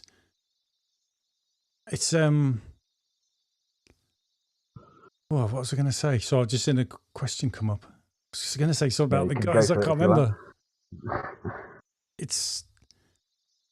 I'll go for the question because Richie Cooper's just asking, what rates do you use on your pump controllers? I've got mine set at 40. I used to have it at 30, and then I crept up to 35, and I thought, well, I might as well just jump to 40 as an experiment. Yeah. And I kind of like it. It's more water's coming out, but I don't think it's making me use more water in the day, if you get what I mean, because I can just speed up that little bit quicker. But if you get a stubborn mark, it doesn't matter how fast your water's coming out, you're going to be spending time scrubbing, then you're worried that you're wasting water, if you get what I mean. I did buy a controller, updated from a version 11 to a version 16, and it come with that little tab so that you can press a button like Squeaky Clean Dave did a video on it. So you can change the level settings. It's around your neck. Because my idea was I could have it on 30 while I'm cleaning, press a button and it'll go to 50 just for the rinse, press a button back to 30. But it hasn't been working right. So I've just stuck it at 40 for now, and I'm kind of happy with that. And it's a new pump as well. So it's not like an old knackered one. Yeah. What about yourself? Right. So when I first got the van, well, I used to work off a backpack. Backpacks, so I used to have it turned right down to try and save water, and that's probably why I was slow. And then I got the van system, and when they fitted it, the guy that fitted it said to me, everyone runs it at 30. That's what you just said. You don't need to go any higher. That's what you run it at. So I was like, I'll try it. But the first few days I was sort of playing around with it a bit. And I used to have just pencil jets. So I had it on like 35, something like that. And then I brought the same brush that you've got, the X-Line one with the rinse bar. Oh, yeah. But the smaller one, the 26 one. That's what I use, mate. I needed to get more flow through that because there's more holes to shoot it out of. So I started creeping it up to sort of 50 on that. And then I decided to buy a bigger version of that. So I'm on the 35 centimetre brush. Yeah. So watched the video by Squeaky Clean Dave, and he said, you're quicker if you use a bigger brush, you use less water if you turn your flow up. So I tried it on 60, ripped it up a little bit more. And then I messaged him and said, what does he run his at? He uses the same brush. He said 80 he runs his at. So I've been running it at 80 since. Got you. And it absolutely flies out, but you can rinse a window in seconds. And it's a good rinse, And I found that when I was running it that high, I was getting home an hour before I used to. So it was a big difference you've noticed. About an hour quicker a day, so I was doing an extra job. So I was finding I was using less water, but getting the same amount of work done. And I suppose with that, the water's also jetting because I'm only one person, 500 litres for a day, I don't use it. It's more than enough, yeah. I know I'm not going to run out. And the thing is, I bet you find with that pressure, with them expansion gaps underneath the window and above the windowsill, it just pushes in there and just gets all that crud out really quick as well. Yeah, and I noticed recently when I'm doing facials, I use a Gardener steel brush with flop bristles on it. Yep. With fan jets, and I just run that at 80, and that seems to rinse really easy on that, so I don't tend to turn it down. I turn it down when I've got a brush that I use for first clean. It's just got pencil jets on it. I turn it right down on that one. Yeah, because your first clean is going to take longer with the scrubbing. Brush. Yeah. Just to save a bit of water, because you can hear it otherwise, like powering out the pencil jet. Like a pressure washer. I bet if you was inside, you'd be surprised how loud it is. Yeah, probably. But with the rinse bar, I find those brushes absolutely amazing. And that's what I use for regular winding. I brought them first just to try on commercial work, the bigger brush, but then I started using it on residential then as well. Ched's just asking, can you fit a smaller gutter vac in the van with your other kit? I think that's a question for you, isn't it? Not for me. Well, yeah, I'd say definitely, but I know you use the smaller gutter vac, the Panther, and you have it in there all the time, don't you? I could fit a big one in my van. Yeah. Because my tank I've got I don't know if people It's have mounted seen. by the side door, isn't it? So you open it and you Yeah, it's work out mounted the on the side. side door, and the hose reels are on top of it. It's slightly sloped at the front, so the hose reels go on the front, and it's on the side door. So the tank literally stops just after the side door, and I've got the whole back half free in the van. I've got a bit of shelving on there, but I've got like the whole floor free, so I could put a pressure washer in there if I really wanted to. Not that I want to. You're not going to go down I that could route. fit a lot of stuff. No, I thought about it. I haven't got time, and I don't know what I'm doing. I'm the same. And I don't want to go back to not knowing what I'm doing. Yeah. I'm quite happy just staying in my lane and just doing what I'm doing and being good at it. It's what I've found is the windows are just busy enough. I don't know how people would fit in pressure washing alongside it. And then, like you saying, it's something else you've got to learn all again. Looks simple when you watch it, but there's more to it. I know that you wouldn't think about. So I'll stick with the windows. It doesn't really interest me in doing it. What I have thought about is buying a very small, cheap, low sort of flow per minute pressure washer and getting a power pole and cleaning fascias like that. Bit like what Squeaky Clean Dave does. Off the dirt. Yeah, a bit like that. Have a very small petrol one. I don't want to plug into the customer's electric, so I don't want an electric one. So a little low powered petrol one, sort of blast off the dirt and then do a final clean. But I don't know if it's going to be any quicker, because by the time you've got it all out, done it and put it all away, sometimes it's quicker just to spray a bit of. And plus the good thing about with your water fed pole with 100 meters, you can go from the front of the property and all the way around the back. Yeah. Without having to move something around with you. Yeah. But it depends how your shoulders are, aren't they? Because mine get a killing. The kids make me do the difficult ones. What sort of pole have you got? Because I think you had an over 8. Is it a high mod? 8, yeah. Is it a high mod? Got you. No. So the one I brought was 22 foot. Previously I had from when I cleaned my house, it was a 30-foot hybrid. It was like a fishing rod. It's so bendy. I literally use that now just as a spray nozzle. I've got a spray nozzle on it. I just put chemical through it. I don't ever do anything else with it. I only put it out when I have to. I had hybrid poles to start probably with. About 6 months after I started, I brought an over 8 carbon fibre. What a difference that was. 22 foot. And then and then I think at the Cleaning Expo, not this time, but the previous time, I brought a 35 foot Phoenix. Is it Phoenix or Phantom? Phantom, yeah. When I clean my house, but I brought the Phoenix version, but they put the Phantom clamps on it, so it was cheaper. And I used that for the high up stuff that I can't reach with anything else. Got you. But funny story. Some ladies that are quite local here started a cleaning company. There was 3 of them. They did it for a year, and then they decided to pack it in. And I saw a ladder for sale on eBay, on Facebook. And it was quite local, so I was like, I messaged her and said, how much for your ladder? And she said, £100 for a 3-tier ladder. I was like, well, I'll have that. That's a bargain, yeah. And I noticed it was on top of a van in the picture. So I said to her, oh, is that your business? She said, oh, we've closed it down and we're selling everything off. And I said, oh, have you got any poles for sale or anything like that? She said, oh, yeah, I'll dig it out for you when you come and have a look. So I went to this garage full of stuff, cleaning stuff. And I said to her, what poles have you got? She says, oh, we've got this 25 foot over 8 pole, which has barely been used. And I said, oh, how much do you want for it? She says, oh, £100. So I don't know about that. I tried not to look too eager. Said, oh, yeah, I'll take it off your hand. Bearing in mind they're £300-400. Got it home, it had a univalve in it at 50 quid. Wow. I got home and said, oh, I need to put a univalve in it. Pulled it apart, had one in it already. And I was like, okay, that was a bargain. Yeah, them so days. I paid £200 for a ladder and a pole with a univalve. That's amazing. Recently, my 22 foot split, so I haven't been using it so much. So I've been using this 25 footer, which is a little bit longer than what I'm used to. I've been using that this week. It's fine. Can you strip down this outer section on that? Could you? You could, but it would be very thin. So, right, with you. Not very big diameter. I do like the 22 because it's a decent size to hold, but it's quite short when it's fully closed collapsed. This one's a little bit longer. Got you. But I've got used to it. I just got a watch behind me now, so I keep bumping things with the back of it because it's like a foot longer than what I'm used to. But you could put your hand on the base of it, so then when your hand touches, I've got used to it this week. Got you, yeah. It's been fine. So because we're always looking up, aren't we? You forget where you're putting your feet. It's a little bit more bendy as well, because the sections are longer and they're a bit thinner. It's a little bit more bendy than the pole, but I'm not. It's fine.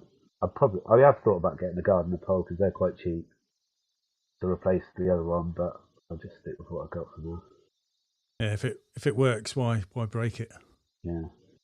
I brought that second pole because originally my wife said she was going to come out with me, and she said, "Oh, I can give you a couple of mornings a week, give you a hand."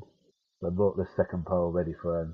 Was going to get a hose reel and everything. Now she's pregnant with the fourth, so that's gone now. For you, completely gone. So I'm back to working on my own. But there's a guy actually in my business network group that I go to. He's a handyman. He does a bit of gardening and he does a bit of handyman. I'm going to talk to him. So if he does one day a week, that, which he's going to sell me. I think it's £1,700 so he wants to sell it to me. But I'm thinking about when it gets to sort of autumn time, the gutters are busy. He won't be doing so much gardening. The season, subcontract with me and help me out one day a week. That's a good idea. And I'll just train him up, and then obviously I don't have to employ him. He just invoices me and I pay him. Even if he went round with you in the van with two Panthers, yeah. One could do the front, one could do the back at the same time. Job done. Yeah. Sorry, Ched's just saying. I think we could get through quite a bit. Sure. He's just saying he's got a small 12-litre a minute pressure washer that he uses for small jobs. Yeah. About £300. And then PB Pro Clean, he's just saying he does fascia cleaning that way literally half the time. So I think he's saying what your idea was. Oh, okay. Yeah, so they obviously like it. So save your shoulders, wouldn't it? And he's just saying here as well, Gary's saying as soon as you start looking at the pole weight, you realise Gardner has no equal. All right, okay. I have thought about getting a gardener, and I thought about getting a little 4-foot one as well for bungalows. I've got a 4-foot one that X-Line do. I've got one, my son's got one, and my daughter has one, and I've got a couple spare for me young kids as well, and they do come in really good. They're handy. Yeah. Like you say, when you're doing a bungalow and it's got a small pathway and then you've got the fence, you can stand like straight on in front of the window rather than off at a funny angle trying to fit your long pole in. They were good. I guess you could still clean the fascias on a bungalow with a 4-foot pole because it's just above your head, isn't it? Yeah, just about. You can get 8-foot poles as well. Yeah, I think you can, But I find the 4-foot one's good because if you're doing like high windows at a funny angle and your shoulders are killing or fascia softs and gutters, it's nice sometimes just to put the bigger pole away and then get the 4-foot one for the lower stuff. Just give your shoulders and arms a break. I can't believe I used to use a 30-foot pole for everything. I did, and it was a hybrid. I never thought about stripping it down. And when I did the fascia softs and gutters, like you said, it was like upside down fishing. Horrible. Yeah. And then just carbon fibre, I was like, wow. And trying to rinse with it and have some sort of control, and it's like going all over the place. Whipping around, yeah. Ched's just saying the 8-foot pole's great. He's got an 8-foot pole with 3 sections, so it collapses down really short as well. Yeah. I remember him telling me about that one. I think is it a gardener's one, Ched? But I've got it on a shopping list to buy, but I've stopped for a minute. I did buy the other day, which is really good, I brought the spray attachment for the gardener's backpack. Yep. They've got it on their website, and I think it's like the hand ones if you're going to spray weeds. So I thought, that'd be handy on conservatories and that. If you're quite close, you can just spray a little bit on it. Maybe like a bungalow, if you're doing the fascias, instead of getting out another pole, you could just go along with that. And it comes with loads of different attachments. And I put a fitting on it the other day, and then I was doing someone's garage door, and I plugged it into my van system, and it came out quite a nice thing, and I rinsed off their whole garage door with it in seconds. Wow. Brilliant bit of kit for 20 quid. It was brilliant.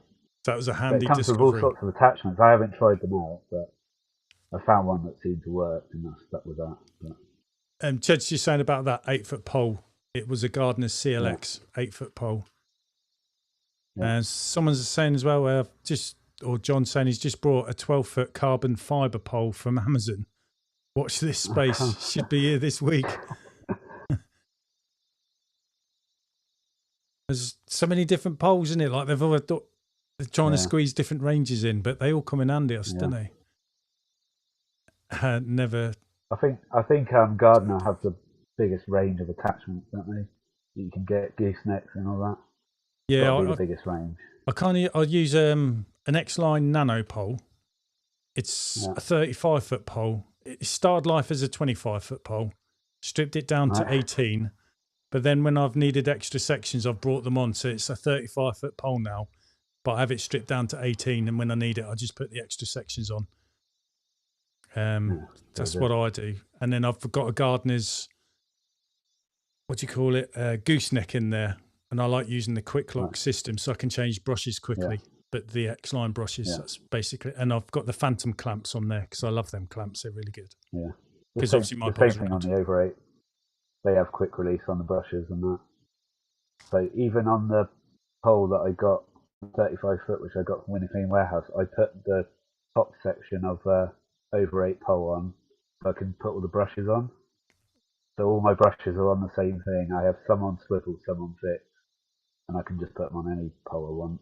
It's handy. On that note, do you prefer? And I just use the hybrid pole now for put spray nozzle on it, which broke the other day, and I brought one of those sniper nozzles, which came from Gutter Vacuum Systems. And it's like a 3D printed nozzle. Oh, okay. Basically, it looks really cheap and flimsy, but it works absolutely brilliant. There's nothing to break on it. It goes in a 20mm pole at the top. So I just took the first section off my 30-foot pot that I had originally because that was slightly smaller. Slotted it straight in. It's been brilliant. Game changer. Yeah. I use it when I have to. But it's handy to Sometimes have. You just need that bit of chemical, yeah. It's handy to have a little bottle in it. And pure water's going through my proper pole and the other one's got the chemical in it and they're not mixing at all. Yeah, keep them separate. I get it, yeah. So there's just a couple of people in there chatting. PB Pro Clean, he's got an OV8 pole and he's just saying he loves it. And we should do something lighter. OV8s do they're just expensive. They do high mod ones though, don't they? Yeah, even more money. So I think the 22 foot is about £350, whereas the Gardener's probably 200. So it's almost twice the price. It's the thing with me because I've got my pole now. You look at other poles, it's just cheaper to me to say what I've got, and then when the section's worn, to buy a new section rather than the whole brand new pole. But I'm happy with mine anyway. But I do like the look of the over 8s. Yeah, they are good. They don't spin at all, which is what I used to find with the hybrid one. Especially when I put a swivel on it. You try and get in a corner and the whole pole would spin around and it crash against someone's window. Yeah, bang. But as soon as I got the over 8, and it was like, although there's a bit of flex in them compared to some other poles, you know it's not going to spin. Where you put it, it's going to go, which is good. It's amazing, isn't it, how little things can really pee you off. But if you iron these little things out, how happy you are, and you just seem to enjoy your job more. Yeah. But the thing I get annoyed about over 8 oval poles or round poles, where you put them all, collapse them, and all the clamps don't line up, it really annoys me. Whereas an over 8 pole goes back every time; they're all dead in line, which is I like that. I wonder how many window cleaners are a bit OCD about the clamps, because I am. Even when I'm walking to my van, something's slightly off, I'm trying to straighten them up. Yeah, I've seen some and they're like, some are backwards, and I think, how do you work like that? You see it when people are doing the roof cleaning with their poles, they clamps all over the place. But I think they have it just the way they hold their hands. But yeah, do my head in. It's got to be a perfect straight line. But yeah. Jesus. Well, I'll just flash up your website for you because I said I'd do that. Here we go. So just an hour and a half on it now. Yeah. So just in case anyone wants to see it, that's your logo, and obviously that's what they'll see like pop up in the chat on here when you leave your comments. Yeah. But what I like about there, I won't go into it, is your price list. Well, Will. Yeah. I've put it up a little bit lately just to try and stop so many inquiries. But that's because you're in a good spot, isn't it? Yeah, I think, remember when you did a live about conservatory cleaning? Yeah. The price of it? And after that, I took the price up on all the conservatories on there.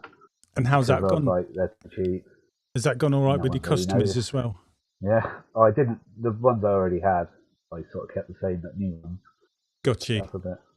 Because I did one today as well. It's what I like on your pricing list, though. It's like you're saying, when people walk up to you, say, look on my website, they can pretty much gather a good expectation of what the quote would be anyway. So it's really nicely laid out. You saying it's 25 and they say it's too expensive. And you've wasted 5 minutes, 10 minutes. Yeah. And then it just makes you late.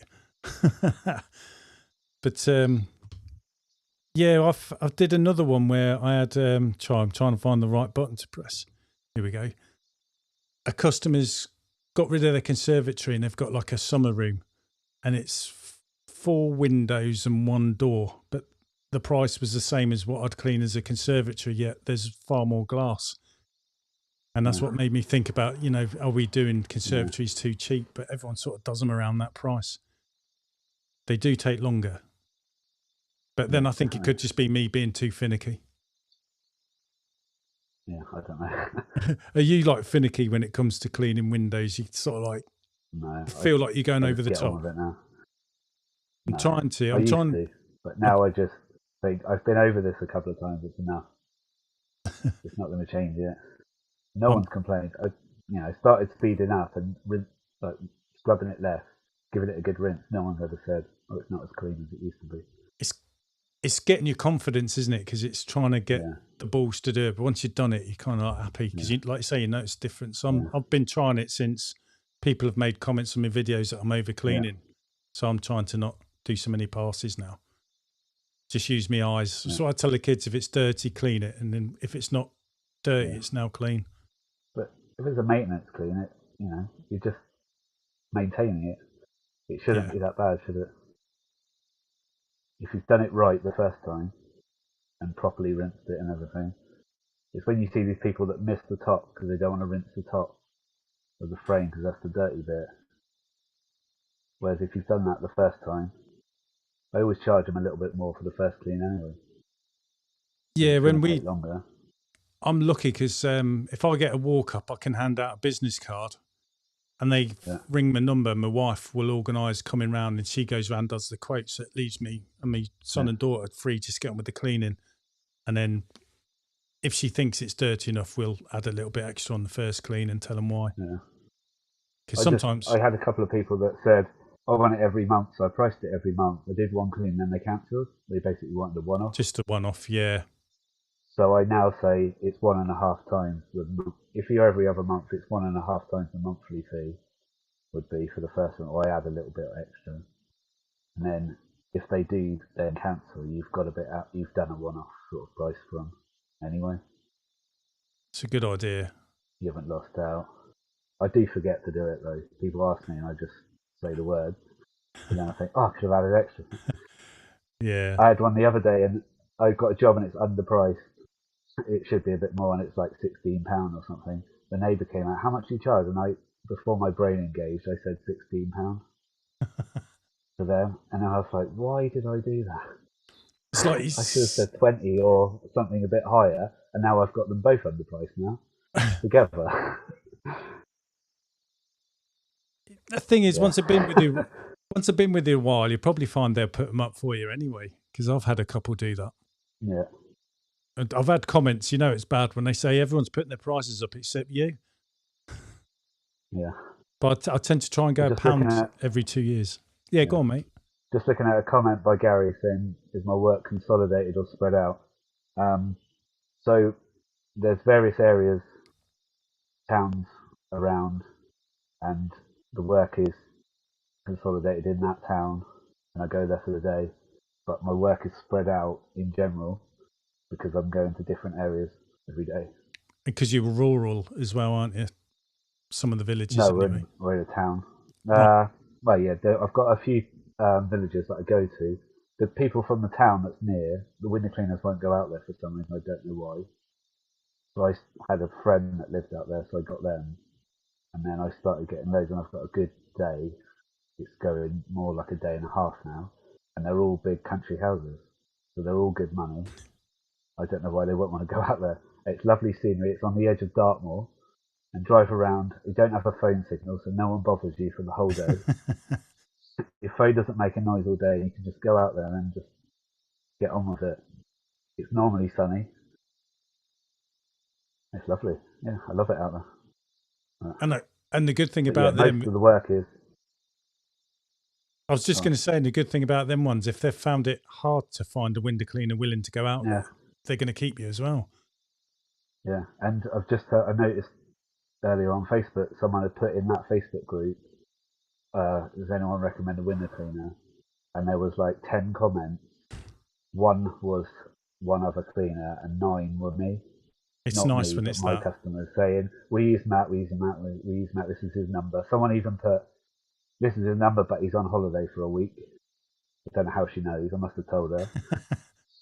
Yeah, I forget what I say. And she's messaged me saying, I know you're on holiday, but when you get back, can you give me a price? But then I've got to tell her I'm not really taking on any more customers. But I'll probably go and see the job first. Yeah, it's hard. I hate saying no. I always try and we weigh it up. And it's hard when it comes from a recommendation of a customer as well, because you don't want to feel like you let your customer down, innit? So I've got a question here for us both saying, will either of us consider roof cleaning? I'm definitely not. No. And I don't think you are, because what we said about the pressure washing.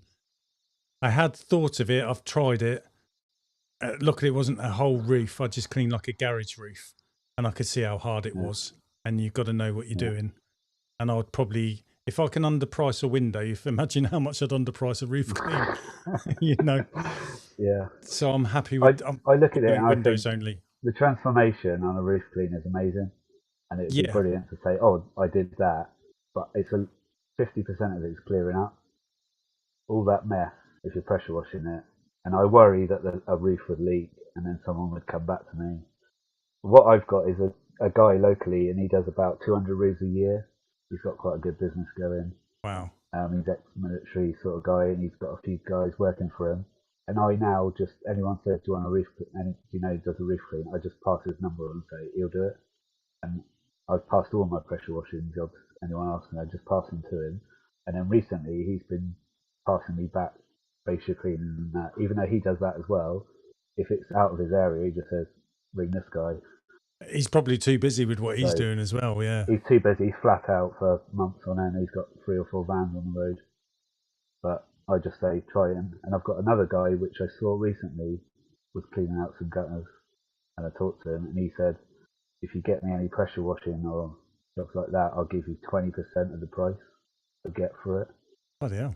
So I've given his number out a couple of times. I'm waiting to hear back if he's got any work out of it. But if he quotes a couple £100 and I can get 30 or 40 quid out of it, why not? Be nice, wouldn't it? Brucey bonus. Yeah. And Ched's just saying price it high. Yeah. If you get it, then you're happy, yeah. Yeah. On jobs you thinking of not getting. But I find the windows, I'm just busy enough as it is. And the thing, like a lot of people point out with windows, it's regular work. Whereas if you did roofs, when's the next time they're going to want a roof cleaned? So it's finding the next work, isn't it? It's a lot of pressure, I think. Yeah.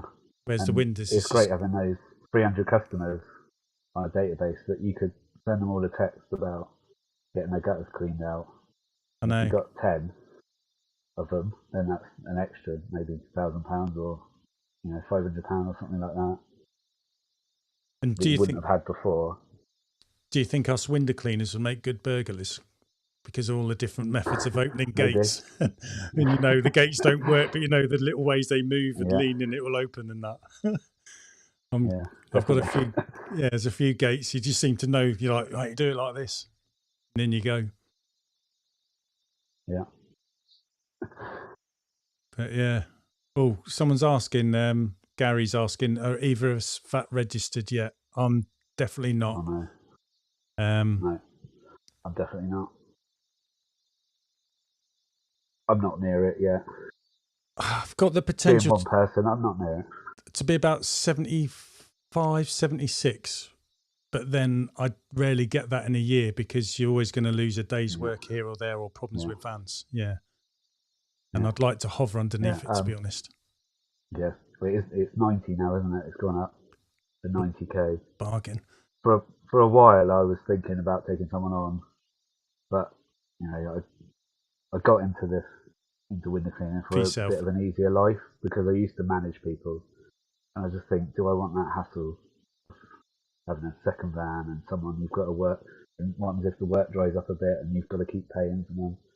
So just stick it. It's a lot of pressure, yeah.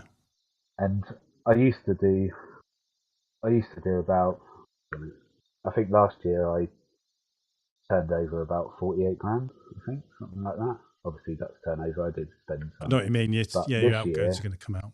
This year, I've been, since April, I've been hitting about 5 grand a month turnover.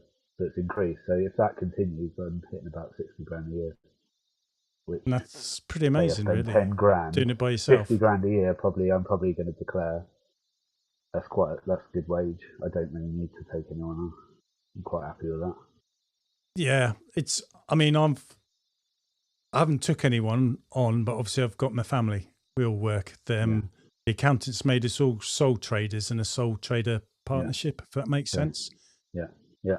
But I'm not paying the kids what I should be paying them. But then again, I'm not charging them rent because they're over a certain age they could do. But it's too much for me to handle on my own. And my son started, he's keen to do it. My daughter is doing it temporary because she's going to be moving to Scotland. But there's sort of things happening in her life that are stopping that. So it's kind of like going to be a long temporary job, I think. And at some point she'll go. And then I say to my son, you've got to work a bit fast. And so have I, if we want to keep the same customers. And then you can have a good price increase, basically. But even then, for me, I worry at the end of the month that I've got enough to pay everyone. I come last, even though I need a certain amount for the mortgage. But, you know, it can be hard. Yeah. We're in a partnership because my wife didn't work because we had kids that were still at home, just going to school, and she said she couldn't get a job, and she'd never needed to when we had kids. So the accountant made her a partner, so she takes half my profits just for tax purposes. It all helps. So she wasn't paying any tax anyway or using any of it. So we get the 25 grand tax free. That's from both of us. Yeah, so it all makes sense, mate. It works out really well, and it's just a tax return which he does. And then we've got it, but that works out really well for us. But I've seen on some of your videos, she used to come out and help with it, like, and they got a cleaning on one end with the panther. Yeah, she was really good at gut cleaning, and she really enjoyed it. And she says, "Oh, I don't want to do windows." She would do them, but she was quite good at conservatory roofs. She'd give me a bit of a hand around, but we'd have to have one off a backpack and one off the van. Yeah, I didn't have two of everything.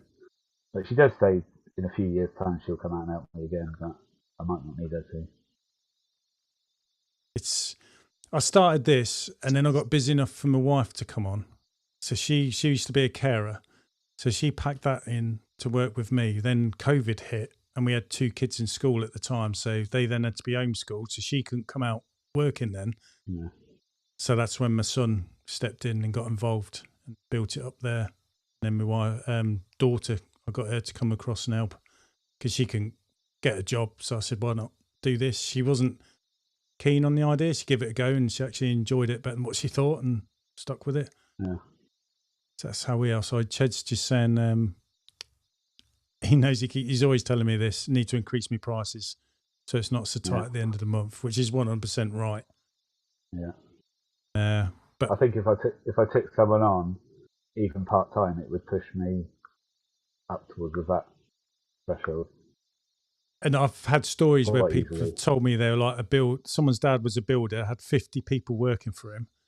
And then when he started to get to retiring age and drawing it down to eventually it's just him, he was on more money when it was just him than when he had 50 people working. And I ask people all the time, and they say, oh, it was much better when I was just me.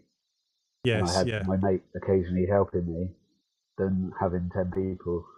And I think if someone works for you, at some point that's going to change. They're going to go, and then you've got to find someone else, train them up to be quick enough. Because it's not as easy as what some people think window cleaning is going to be. Because you're always spinning plates, looking at your watch and trying to guess what time you're going to get home. Yeah. You go for it. All right, well, thanks for coming on. That's all right. Thanks It's for having been me on. It's brilliant, been and good. hopefully it weren't as bad as what you was thinking it might be or anything No, like it that. was fine. You get used to it after a while, don't Yeah, just have a chat, really, innit? Down a camera. you? Yeah. You forget that there's 7 people watching you or 8 people. I know. What I've learned to do as well is I'll cut this up Yeah. and make a replay where it won't be so Noticed you've long, I been think. busy today. Yeah, I've been doing it all during the week, and I was trying to upload them last night, but it's been taking a day to upload them. I've got My another phone's 15 been to go. going out saying another video, and I'm like, what is going on? And then this morning, I think it was 8 o'clock, it came on saying you were live, but you went live. And I was like, well, this is early. I thought I was on today. I was totally confused. And then I looked at it and I was like, oh no, I've seen this one. Yeah, they're just the old ones. I tried to cut them up and cut some of the bits where it wastes a bit of time. So yeah, learning stuff. So you're going to cut about an hour and a half off of this one? I don't know. I'll just try and cut the bit where I silences. drop the camera. That'll be all right. It's just real life, isn't it? Yeah. But yeah, have you got anything you want to ask anyone to get in touch with you? What I'll do is in the description, I'll put like links. Yeah, they can follow my Instagram page. I'm on there quite a bit. I tend to message other people that I follow on there for a bit of a laugh and a bit of a chat sometimes. Just finding when you're working on your own, it's a bit lonely, isn't it? Sometimes you get on there and can be at times, a bit of a laugh. They can follow me on there. I'm on Facebook. Yeah, check out my website, whatever you want. It's fine. I've got nothing to hide on there. Yeah. And then good luck for September when you have your And if they want to follow my YouTube channel, they can do that as well. But I don't really put much on there. I might get back on it at some point. I'll just flash I thought it was going to be easy. It's become a little bit of a hobby more, because I bet like you're thinking because of you watch people on YouTube, you kind of feel like doing something similar and it helps other people out. But it's something you can do while you're working, because like you say, it can get lonely sometimes. Yeah, I just don't have the time to film it, really. No, it's drives me kids mad when I go to do it, because they know the day's going to be a bit slower, because I'm trying to work, but trying to work out how I can do it filming. I should film like some of the interesting jobs, just set up a camera and do a time lapse, but I never think of it. Yeah. Only afterwards. Yeah, afterwards. Oh, I should have done that. There's just one question coming in. Was that from Gary? Change one thing in your company. What would be, well, if I could change one thing, I would get everybody on go cardless from the beginning. It would make chasing payments non-existent. I've said that a few times to my wife, saying I wish we'd gone go cardless from day one, because of how easy it is to tie down payments. I wish I'd got a van system from day one as well, and it would have saved my arm and my back. But you get by with what you've got, don't you? I tell you what, that's a really good question, though.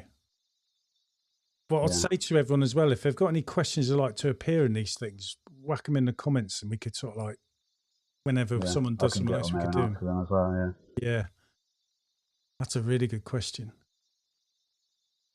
But I know that's the thing I could think of off the top of my head.